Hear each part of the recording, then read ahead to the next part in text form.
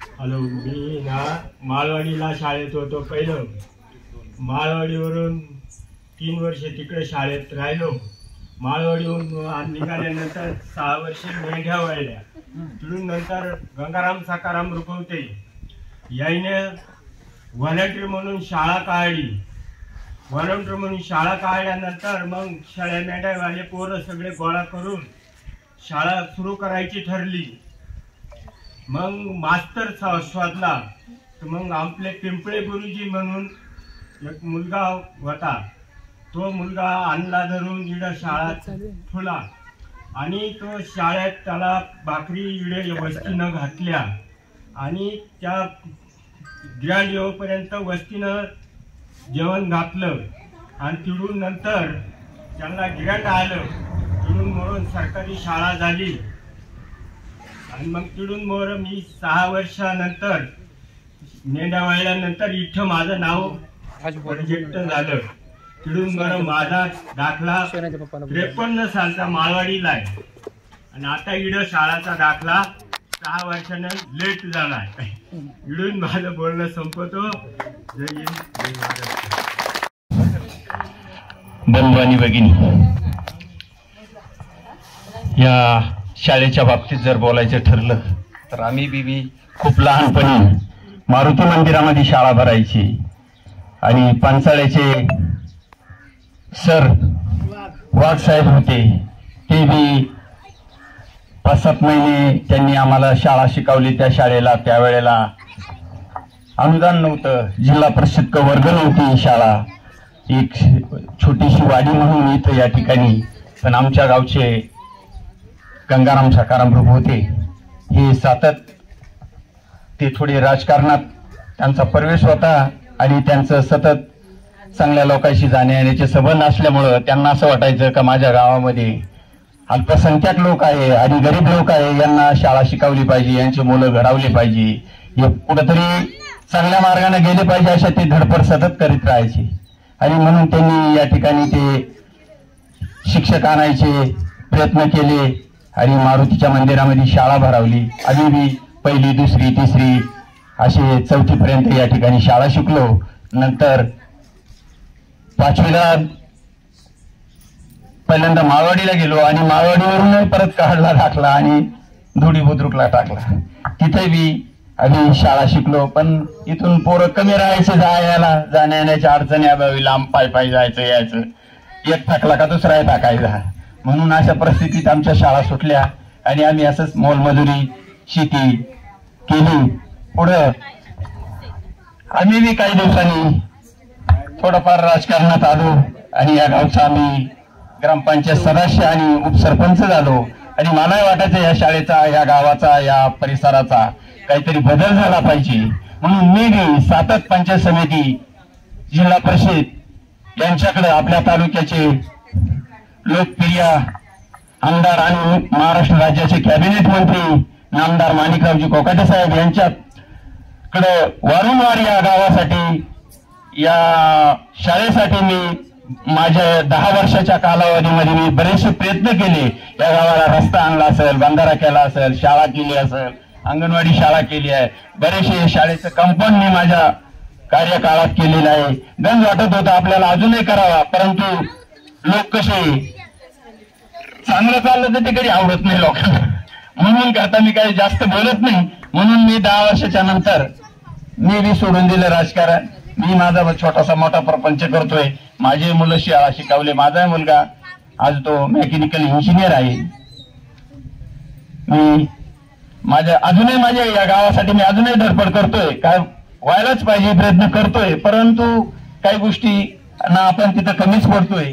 म्हणून मी या ठिकाणी 2 शब्द बोलतो आणि थांबतो. धन्यवाद. तात्यांच्या बाबतीत ते या ठिकाणी शिकले, त्यांचा मुलगा तोही याच ठिकाणी शिकला आणि त्यांचे नातू तेही याच शाळेत आता शिकत आहेत. यानंतर मी आरोही हिला विनंती करतो, आपण तू तुझं मनोगत व्यक्त करावं. माझं नाव आरोही संदीप जाधव. मी ही 1ली ते 4थी या शाळेत शिकले. जेव्हा मी 5वी मध्ये दौडीच्या शाळेत गेले तेव्हा 90 मुलांमध्ये आमची परीक्षा होणार होती हो. एक सरांनी आम्हाला एक गणित दिलं, तेव्हा 90 मुलांमध्ये ते माझं एक गणित बरोबर आलं. तेव्हा त्या सरांनी मला विचारलं, तू कोणत्या शाळेतून आले आहे? तेव्हा मी सांगितलं, मी जिल्हा परिषद प्राथमिक शाळेमधून रामोशवाडीमधून आलेले आहे. तेव्हा त्या सरांनी माझं खूप कौतुक केलं व पिचकेवाड सरांचं मला खूप कौतुक वाटलं की त्यांनी मला एवढं चांगलं घडवलं. धन्यवाद. नंतर पुढचं मनोगत जे आहे ते श्रीमती अर्चना पुंजा रुपवते या करतील. त्या सध्या वकील आहेत. इथून शिकून त्यांनी त्यांचं करिअर घडवण्याचं काम केलेलं आहे. मी त्यांना विनंती करतो आपण आपलं मनोगत व्यक्त करावं.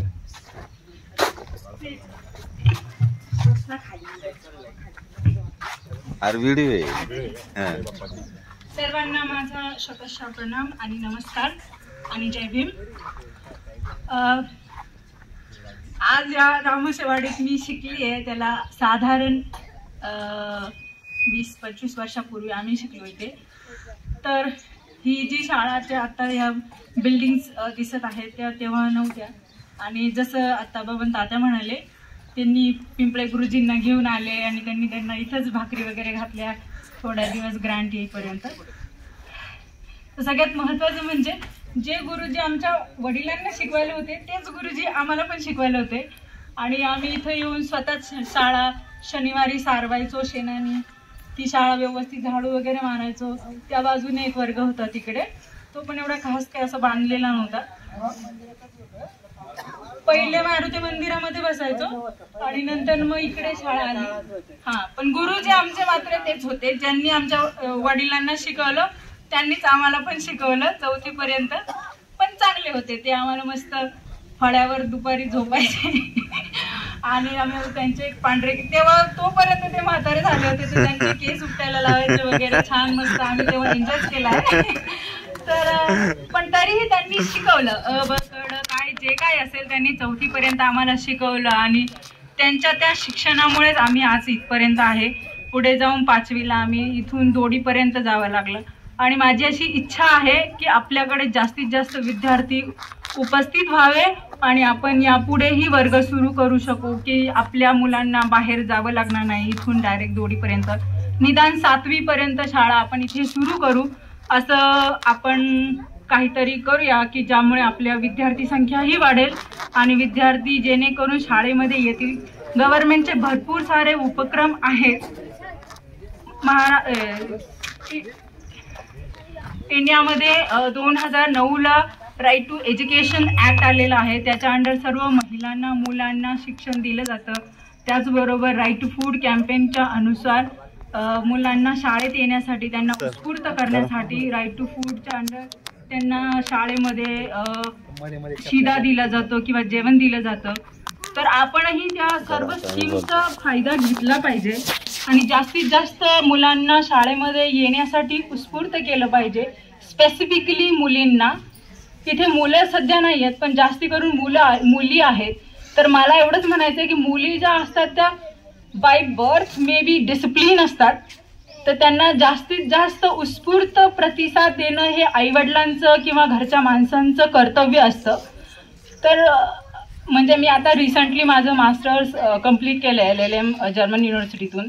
तर त्याच्यासाठी थिसिस लिहिलं होतं मी, राईट टू एज्युकेशन. मुलींचं एज्युकेशन इंडियामध्ये कसं आहे, त्यांचे काय काय प्रॉब्लेम्स आहेत, त्यांना का घरी राहावं लागतं किंवा त्यांचे म्हणजे काय काय त्यांना अशी अनुकूल परिस्थिती नाही आहे की ज्यामुळे त्यांना घरी राहून त्यांचे लहान बहीण भाऊ यांना सांभाळावं लागतं. अदरवाईज त्यांचे आईवडील शेतीमध्ये कामाला जातात.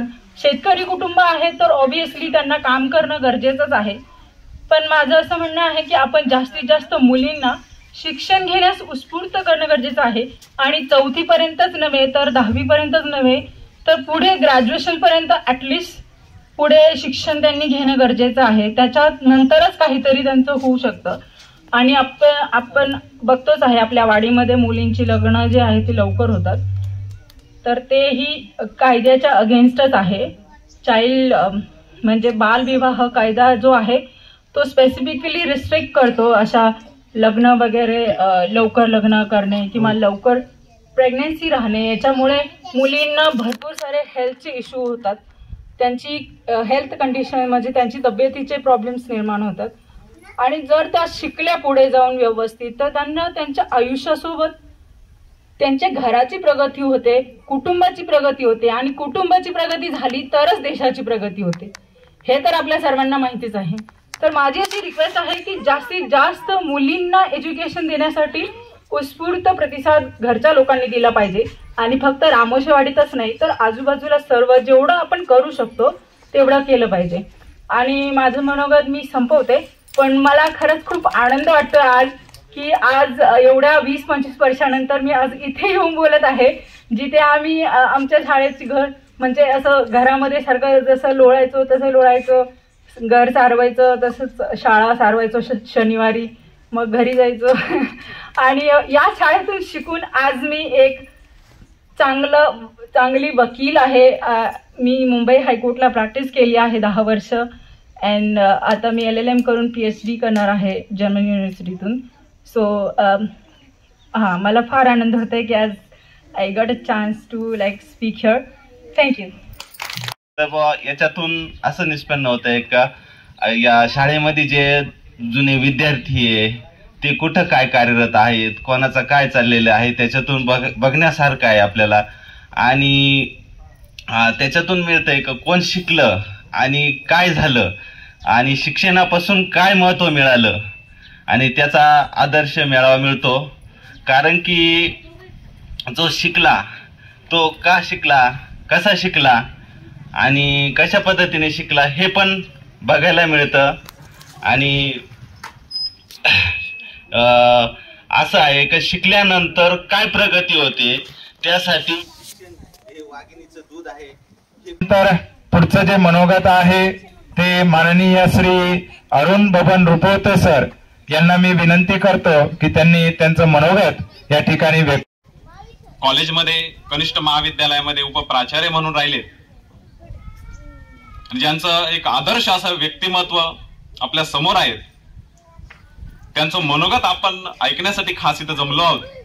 असे शांताराम रायसिंग सर, त्याचबरोबर ग्रामपंचायत सदस्य विष्णू नाना साबळे, त्याचबरोबर भागवत नाना गोपने, भास्कर नाना, आणि त्याचबरोबर उपस्थित असणारे या गावचे सर्व ग्रामस्थ. आज विद्यार्थी स्नेह मेळावा. विद्यार्थी जर ज्योत समजला तर गुरु त्यातील वात. विद्यार्थी जर ज्योत समजला तर गुरु त्यातील वात. विद्यार्थी जर इंद्रधनु समजला, विद्यार्थी जर इंद्रधनु समजला, त्यात गुरुचे रंग 7, त्यात गुरुचे रंग 7. मित्रांनो, आमच्या वडिलांनी मनोगत व्यक्त केलं. त्यांच्या वेळेस असणारे पिंपळे गुरुजी, नंतर नाव आलं वाघ गुरुजी, नंतर अजून वेगळं काहीतरी नाव सांगितलं, दंडगवाळ सर, आणि आज या ठिकाणी पिचकवाड सर आणि परदेशी मॅडम. हा प्रवास अविरत चालू आहे. खेड्याकडे चला हा गांधीजींनी जो मंत्र दिला, त्याच्या विरुद्ध डॉक्टर बाबासाहेब आंबेडकरांनी सांगितलं की शहराकडे चला, शिक्षणाची कास धरा. आणि आमचे आजोबा गंगाराम रुपवते यांनी आपल्या या रामोशीवाडी या छोट्याशा वाडीमध्ये एक शिक्षणाचं रोपटं लावलं, आणि त्या शिक्षणाची गंगा आज आपल्या समोर आलेली आहे. त्या रोपट्याचा आज वटवृक्ष झालेला आपण बघतो आहोत. त्या वटवृक्षाला अनेक असे फळं आलेले आपण बघतो आहेत. माझ्या रूपाने इथं बसलेल्या इतर माझी विद्यार्थ्यांच्या रूपाने ही फळं, शिक्षणाचे फळं आपण चाखतो आहोत. जिल्हा परिषद शाळा सुरुवातीला मारुती मंदिरामध्ये मी स्वतः बघितलेली आहेत. कौलारू मंदिर होतं, बसायला जागा नव्हती, खड्डे असायचे, गोट्या वगैरे खेळायचो, तिथून सुरू झाली शाळा. आज ही शाळेचं रूप बदलत बदलत इथपर्यंत आलेलं आहे. अंगणवाडी सुरू झाली ती आमच्या घरातूनच, त्याचंही रोपटं आमच्या आजोबांनी लावलं आणि त्याही अंगणवाडीची जी शिक्षणाची गंगा आहे ती आज अविरतपणे वाहते आहे.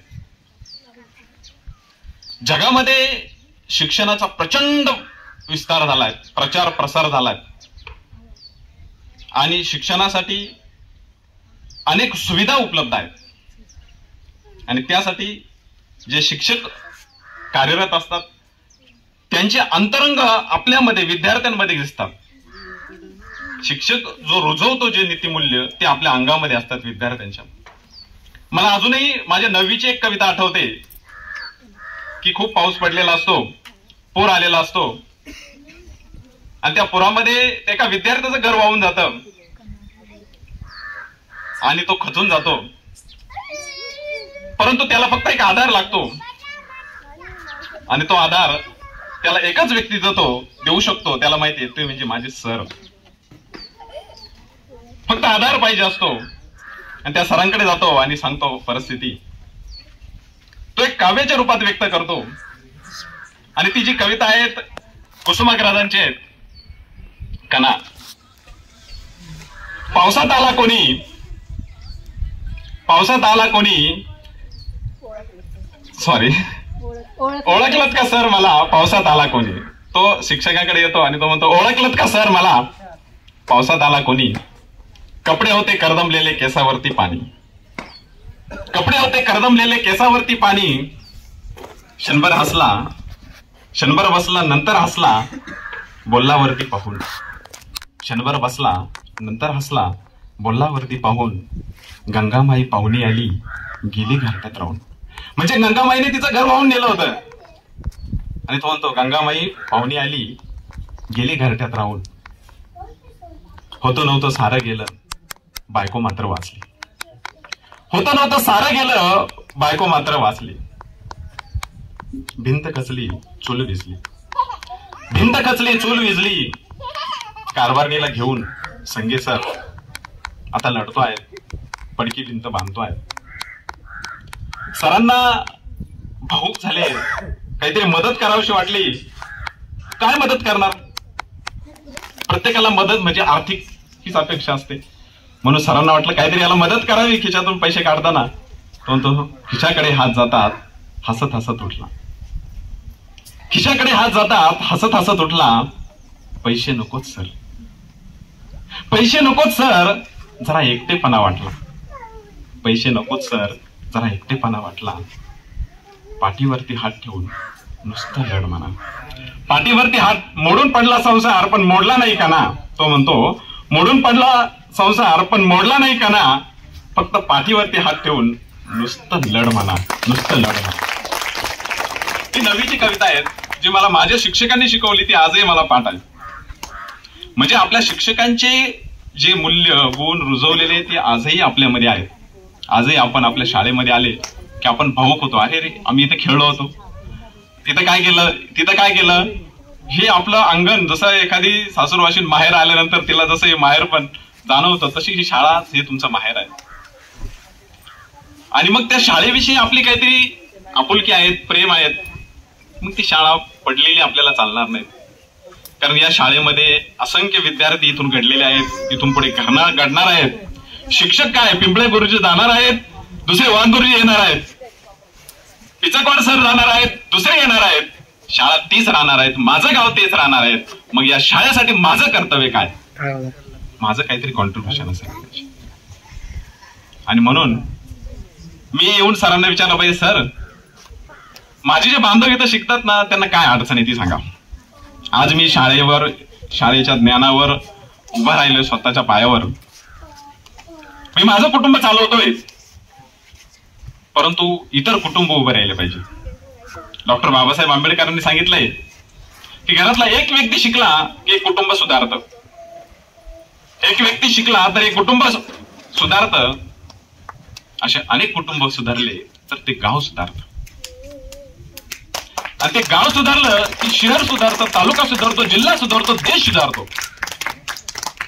मग माझं गाव सुधारण्यासाठी मी काय करू शकतो? म्हणून प्रथमतः आपल्याला या शाळेमध्ये कमी काय आहे ते सर आम्हाला सांगा. आम्ही नक्कीच मदत करू. इथं जमलेले वडीलधाऱ्यांपासून लहानांपर्यंत सगळेच माझे विद्यार्थी आहेत आणि सगळे सशक्त आहेत, कमावते आहेत. ते नक्कीच खारीचा वाटा उचलतील आपल्या आपल्या परीने. आणि हे माझे बांधव इथं बसलेले आहेत, इथं शाळा शिकलेले आहेत, ते आता पालक झालेले आहेत आणि त्यांची मुलं इथं शाळेत शिकतात. काही माझ्या बरोबर दोडीपर्यंत शाळेत आले, काही कारणास्तव शाळा सोडावी लागली. परंतु बाबांनो, आपल्या मुलांना शिकवा, बाहेर जा, म्हणजे गाव सोडा, शहराचा मार्ग धरा. म्हणजे मी ह्याच घरात राहत होतो. या पडवीत मी अभ्यास केलाय. शाळा सुटल्यानंतर शनिवार रविवारी इथं बसून अभ्यास केलेला आहे. आजूबाजूच्या झाडांवर बसून अभ्यास केलेला आहे. त्याला डिव्होशन लागतं. अनेक लोक शिकलेले पदवी घेऊन आजही पाणी भरतात, परंतु त्याला क्वालिटी पण असावी लागते, जिद्द असावी लागते, मेहनत करावी लागते. शिक्षण सहज मिळत नाहीत, शिक्षणाचं फळही सहज मिळत नाहीत. त्यासाठी जिद्द असावी लागते. ती जिद्द प्रथम आपल्या कुटुंबातून पालकांनी आपल्या मुलांमध्ये निर्माण करायची आहे. आणि आपल्यासमोर एक असं व्यक्तिमत्व आहे आज की ज्यांची मुलं आज बाहेर आहेत, कलेक्टरपेक्षा पुढच्या पदावर काम करतात. त्यांचं भाषण आपल्याला ऐकायचं आहे. मी आटोपता घेतो, कारण त्यांनी त्यांची मुलं घडवल्यात, मुली घडवलेत, उपप्राचार्य पदावर काम केलंय. त्यांचं मनोगतही खूप मोठं आहे. मला ते ऐकायचं आहे, म्हणून खास आलोय. भाऊसाहेबने मला सांगितलं की सर, एक उत्तुंग असं व्यक्तिमत्व आपल्या समोर इथं मी आणणार आहे आणि ते नक्कीच प्रेरणादायी असेल. तर मला एक विनंती करायची आहे की माझ्या बांधवांना, की बाबांनो, आपल्या मुलांना शिकवा. आपण शेती करतो, आपण मजुरी करतो, आपल्या पुढच्या पिढीने तेच करावं असं तुम्हाला वाटतंय का? नसेल वाटत तर नक्कीच शिक्षणाची कास धरा. म्हणजे मी जे शिक्षण घेतलं, मी ज्या कोणत्या कॉलेजला गेलो, त्या कॉलेजचे जे फॉर्म भरले ते कधीच माझ्या आई वडिलांना पण माहिती नाही. त्या फॉर्मवर कधी त्यांची सही पण नाही. मी हॉस्टेलला जीवन काढले. हॉस्टेलमध्ये ज्या भाकरी होत्या, चपात्या होत्या, असे झटकले तरी पीठ गळत होतं. पुण्यामध्ये जेव्हा मी बीएड करत होतो तेव्हा सकाळी कॉलेजला जायचो तर दुपारी 2 वाजता पाठगळ घेऊन यायचो. हॉस्टेलला सकाळी 10 वाजताच स्वयंपाक झालेला असायचा. त्या बादल्यांमध्ये अशा भाज्या ओतून ठेवलेल्या असायच्या, पाणी असायचं. हॉटेलमध्ये जेवायला पैसा नसायचा. अनेक प्रकारची मुलं बघितलेत. आईबाप नुसतं फोन पे सांगितलं की पैसे पाठवून देणारे, बँकेवर पैसे पाठवून देणारे, पण शिक्षणाची जाणीव असल्यामुळे वडापाव मधला फक्त वडा घ्यायचा, गरम वडा, आणि त्या पाण्यामध्ये कुस्कराला किती थोडी घट्ट भाजी व्हायची आणि मग ती खायची. म्हणजे डिव्होशन द्यावंच लागतं. सहजासहजी काहीच मिळत नाही आपल्याला. सहजासहजी काहीच करावं लागतं, म्हणजे मिळतच नाही. त्यासाठी अभ्यास आणि डिव्होशन, कष्ट. म्हणजे आता इथं शिकलेला हा विद्यार्थी आर्मीमध्ये आहेत. सोपी गोष्ट आहे आर्मीमध्ये जाणं. अभिमान आहेत आपल्याला की आज या शाळेतून शिकणारे विद्यार्थी आज देश सेवा करतात, समाज सेवा करतात, काही राजकारणामध्ये आहेत. तर नक्कीच ही शाळा प्रेरणादायी आहे. सर, तुम्ही फक्त आम्हाला सांगा की शाळेसाठी काय काय पाहिजे. एक माझी विद्यार्थी ग्रुप आपण तयार करू. त्या ग्रुपमधून शाळेमध्ये काय चाललंय हे आमचं वॉच असेल तुमच्यावर. तुम्ही काय करतायत, कसं शिकवतायत, आम्हाला क्वालिटी पाहिजे. की स्कॉलरशिप मध्ये किती विद्यार्थी आले आपल्या शाळेमध्ये हे महत्वाचं आहे. एनएमएस मध्ये, एनएमएस नाहीये तुम्हाला ना? 5वीला एनएमएस. आपल्याकडे 5वीचा वर्ग पण सुरू करायला पाहिजे. त्यासाठी प्रयत्न करा. तर आम्हाला तुम्ही फक्त एक हाक द्या. आम्ही सदैव तुमच्या सोबत आहोत या शाळेच्या प्रगतीसाठी, या आपल्या या सगळ्या बांधवांच्या मुलांसाठी. फक्त मुलाला रेग्युलर शाळेत पाठवा, त्याचा अभ्यास विचारा. नक्कीच शिक्षकांना पण जाब विचारण्याचं आपलं कर्तव्य आरटी नुसार की आज काय अभ्यास दिला, काय होमवर्क दिला, तो होमवर्क तपासण्याचं आपलं काम आहे. आणि म्हणून आता मी एक शिक्षक म्हणून काम करतो. आपल्या सिन्नर तालुक्यामध्येच विंचूर दळवी या गावामध्ये मी मागच्याच जुलैमध्ये मला 20 वर्ष कंप्लीट झाली सेवेची. 20 वर्षामध्ये माझ्या हातून बरेच विद्यार्थी घडले. नवीन सर्व्हिसचा जोश असल्यामुळे माझ्याकडे इंग्रजी सारखा अवघड विषय 10वी पर्यंत शिकवतो मी. तर तरुण होतो त्यावेळेस खूप मारलं, परंतु एकही पालकाची आजपर्यंत तक्रार आली नाही शिक्षणाची जाणीव असल्यामुळे. आज फक्त विचारतात कोणी मारलं, रुपवते सरांनी मारलं ना, नक्कीच तुझं चुकलं असेल. म्हणजे आज आमच्याकडे 9वीला मी ज्या विद्यार्थ्यांना शिकवलं त्यांचे मुलं आजही माझ्याकडे शिकायला परत दुसरी पिढी आलेली आहे. 20 वर्षाच्या माझ्या कालावधीमध्ये एक ज्ञानाचं एक पवित्र काम अविरतपणे चालू आहे. ते आपल्या शाळेमध्ये असंच असावं म्हणून पुनश्च एकदा मी आपल्या सर्वांना या विद्यार्थी मेळाव्यातर्फे निमित्त शुभेच्छा देतो. आणि माझे हे लांबलेले 2 शब्द. धुळीला गेलो, नंतर धुळीला गेल्यावर थोडस पाय जाणं येणं होतं. अशा पद्धतीत शाळा शिकलो आम्ही 5वी पर्यंत. 5वीच्या